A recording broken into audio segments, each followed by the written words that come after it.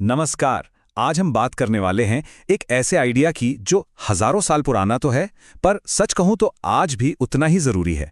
हम समझेंगे बुद्ध के भाईचारे की अवधारणा को, जिसे हम संघ के नाम से जानते हैं। अच्छा, इसे ना एक आसान से उदाहरण से समझते हैं। किसी भी बहुत मुश्किल सफर के बारे में सोचिए। मान लीजिए किसी ऊंचे पहाड़ पर चढ़ना है या कोई नई स्किल सीखनी है। अकेले कोशिश करेंगे तो क्या होगा? हो सकता है रास्ता भटक जाए, हिम्मत टूट जाए, है ना? लेकिन अगर एक अच्छी टीम हो, अच्छे दोस्त साथ हो, तो वही सफर न सिर्फ आसान हो जाता है बल्कि मुमकिन हो पाता है।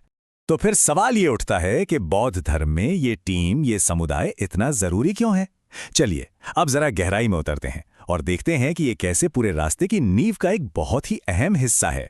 देखिए, बौद्ध मार्ग असल में 3 खंभों पर टिका है। इन्हें त्रिरत्न या 3 शरण कहते हैं। पहला है बुद्ध, यानी वो गुरु, वो टीचर जिसने रास्ता दिखाया। दूसरा है धर्म, यानी उनकी दी हुई शिक्षाएं, वो रास्ता। और तीसरा, जो आज हमारी बातचीत का सेंटर पॉइंट है, वो है संघ, मतलब उस रास्ते पर साथ चलने वाले लोग, वो पूरा का पूरा समुदाय। और एक बात समझनी बहुत जरूरी है, ये तीनों कोई अलग अलग चीजें नहीं है। इसको ऐसे समझिए जैसे एक स्टूल होता है ना, जिसके 3 पैर होते हैं। अब सोचिए, अगर हम उसका एक भी पैर हटा दें तो क्या होगा? जाहिर है स्टूल धड़ाम से गिर जाएगा। बिल्कुल यही बात यहां भी लागू होती है। किसी भी साधक के लिए अपनी आध्यात्मिक यात्रा पर टिके रहने के लिए इन तीनों का सहारा, मतलब बराबर का सहारा, बहुत बहुत जरूरी है। तो चलिए अब इस तीसरे रत्न पर यानी संघ पर थोड़ा और जूम इन करते हैं। इसे और करीब से जानते हैं, क्योंकि ये सिर्फ कुछ लोगों के एक ग्रुप से कहीं ज्यादा है। ये जो शब्द है संघ, ये पाली और संस्कृत भाषा से आया है। इसका सीधा साधा मतलब है सभा या कम्युनिटी। लेकिन बौद्ध धर्म के संदर्भ में इसका मतलब और भी गहरा हो जाता है। ये उन लोगों का समुदाय है जो बुद्ध के बताए आत्मज्ञान के रास्ते पर एक साथ, एक मकसद से चल रहे हैं। ये लाइन संघ की जो आत्मा है, उसे कितनी खूबसूरती से बयां करती है। ये सिर्फ लोगों की भीड़ नहीं है, ये एक ऐसा समुदाय है जहां लोग तालमेल के साथ ज्ञान और करुणा जैसे बड़े आदर्शों को साथ मिलकर जीने और आगे बढ़ाने की कोशिश कर रहे हैं। तो फिर इस कम्युनिटी का, इस संघ का असली मकसद क्या है? इसकी जरूरत ही क्यों पड़ी? इसको समझाने के लिए एक बहुत ही पावरफुल उदाहरण दिया गया है। जरा एक पल के लिए सोचिए, अगर कोई इस रास्ते पर अकेले चलता है तो क्या होता है? मन में हर तरह के शक पैदा होते हैं ना। कोई टोकने वाला नहीं होता तो अनुशासन भी ढीला पड़ जाता है, और कई बार हम शिक्षाओं का बिल्कुल गलत मतलब निकाल सकते हैं। लेकिन जब दूसरों का साथ होता है तो एक दूसरे को हिम्मत मिलती है, हम एक दूसरे के तजुर्बे से सीखते हैं और सही रास्ते पर बने रहते हैं। और वो पावरफुल उदाहरण यही है। बुद्ध ने संघ की तुलना एक नाव या एक बेड़े से की थी। जरा कल्पना कीजिए कि ये जिंदगी दुखों की एक उफनती हुई नदी है और उस नदी के दूसरे पार शांति का किनारा है, ज्ञान का किनारा है। तो संघ वो नाव है जो हमें इस खतरनाक नदी के पार सुरक्षित ले जाने के लिए बनाई गई है। अच्छा, तो ये नाव काम कैसे करती है? इसके कुछ बहुत ही जरूरी काम हैं।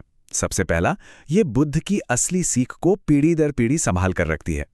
दूसरा, ये नए लोगों को रास्ता दिखाती है। तीसरा, जब किसी की हिम्मत टूटने लगे तो हौसला देती है।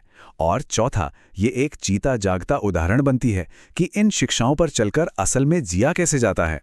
अब संघ की जो बनावट है वो भी बहुत दिलचस्प है। इसके 2 बहुत अहम हिस्से हैं, और कमाल की बात यह है कि दोनों एक दूसरे के बिना अधूरे हैं। एक तरफ है मठवासी संघ, यानी भिक्षु और भिक्षुणियां। ये वो लोग हैं जो अपनी पूरी जिंदगी ज्ञान के अध्ययन और अभ्यास के लिए समर्पित कर देते हैं। ये इन शिक्षाओं के संरक्षक हैं, गार्डियन हैं और टीचर हैं। और दूसरी तरफ है गृहस्थ संघ, यानी हम जैसे आम लोग जो परिवार और काम के साथ रहते हुए इन शिक्षाओं को अपनी रोजमर्रा की जिंदगी में उतारने की कोशिश करते हैं। और यहीं पर एक बहुत ही कमाल का रिश्ता बनता है। जो आम लोग हैं वो भिक्षुओं की भोजन और कपड़े जैसी ज़रूरतों को पूरा करके उन्हें सपोर्ट करते हैं, और बदले में भिक्षु ज्ञान के इस खजाने को सबके लिए बचा कर रखते हैं और सबके साथ बांटते हैं। ये एक तरह का लेन देन है जो दोनों को ही मजबूत बनाता है। ठीक है, ये तो हुई हजारों साल पुरानी बात, पर आज के जमाने में, आज की दुनिया में इसका क्या मतलब है? अच्छे साथियों की ये ताकत आज भी इतनी महत्वपूर्ण क्यों है? इस बारे में खुद बुद्ध के शब्द शायद सबसे ज्यादा दमदार हैं। एक बार की बात है, उनके शिष्य आनंद ने कहा कि अच्छे दोस्त मिलना तो आध्यात्मिक जीवन का आधा हिस्सा है। बुद्ध ने उन्हें वहीं ठीक किया और कहा, नहीं आनंद, ये आधा नहीं, ये पूरा का पूरा आध्यात्मिक जीवन है। सोचिए जरा, सही लोगों के साथ होने पर कितना गहरा जोर दिया गया है। तो सबसे जरूरी बात क्या निकल कर आती है? यही कि संघ सिर्फ एक पुराना धार्मिक समूह नहीं है, बल्कि ये मिलकर आगे बढ़ने का एक टाइमलेस ब्लूप्रिंट है। ये हमें एक बहुत सीधी सी लेकिन गहरी बात याद दिलाता है। जिंदगी में कोई भी बड़ा और अच्छा बदलाव शायद ही कभी अकेले हो पाता है। इसके लिए हमें एक दूसरे के सहारे और प्रेरणा की जरूरत पड़ती ही पड़ती है।